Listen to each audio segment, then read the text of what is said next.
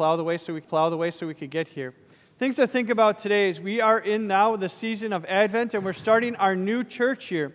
As we start the new church year, we think about the coming of our King, and today we know the imminent arrival of our King is upon us. We think about that, how He is soon coming. And as He is coming, He will come to bring you and I joy.